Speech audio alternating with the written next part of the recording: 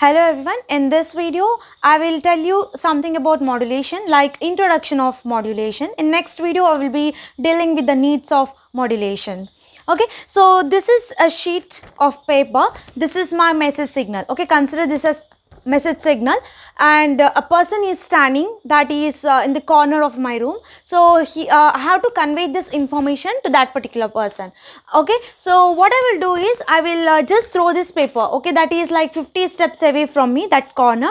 I will throw this paper. Will it reach that particular person now? No, it won't reach. If I throw, it will fall here only, right? So what I will do is I will take a stone, I will wrap this paper, and then I will throw this stone. Will it reach that person now? Yes, obviously it will reach that person. So that means my stone, it is acting as a carrier.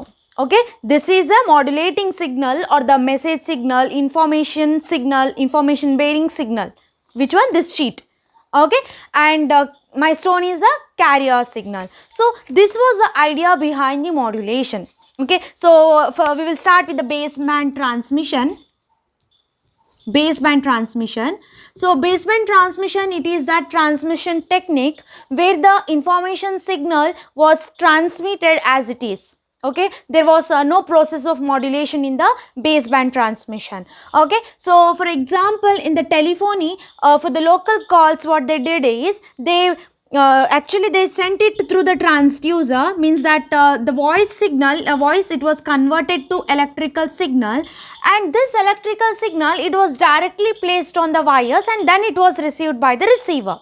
Okay, and that was fine when the distance was very short. Okay, very small distance, then that works for local calls and all, it will work. But now what if I want to transmit my voice or the speech signal, that is to a distance which is very far away, okay, very far from this place. Okay, what happens? That starts attenuating in the air, right? When you want to transmit your voice in the air, obviously it will suffer attenuation. Okay, it undergoes attenuation. Okay, that means its amplitude decreases, or its power or its energy also starts to decrease. That is what meant by attenuation. Right, so for that purpose only they went for modulation. Okay, so again in this we have two types. One is a continuous wave modulation, another one will be the pulse modulation. So in continuous wave modulation we have again three parts: amplitude modulation, frequency modulation, and the phase modulation. And in pulse modulation we have pulse position, pulse width modulation, pulse amplitude modulation. Okay, so that is pulse modulation. In continuous wave the carrier is normally sinusoidal.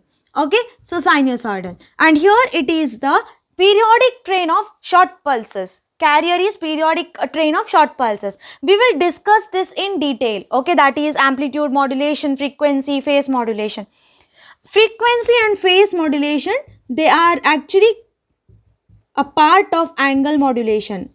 Okay, angle modulation. So what I can say is, this continuous wave modulation, it has, one is amplitude modulation, another one is the angle modulation.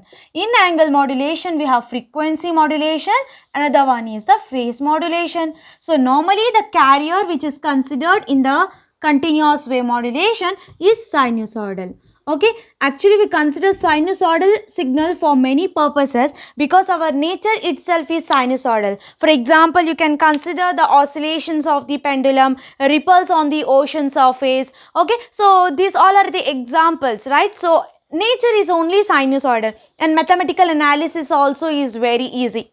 Okay, why? System analysis of the system is very easy. Why? You have heard about the eigenfunction.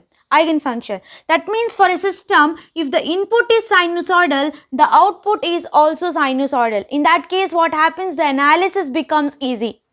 And you have studied about the Fourier series, right? Any signal, it can be represented by the sinusoidal signals, that is in the Fourier series, right? So these are the advantages of considering the sinusoidal signal.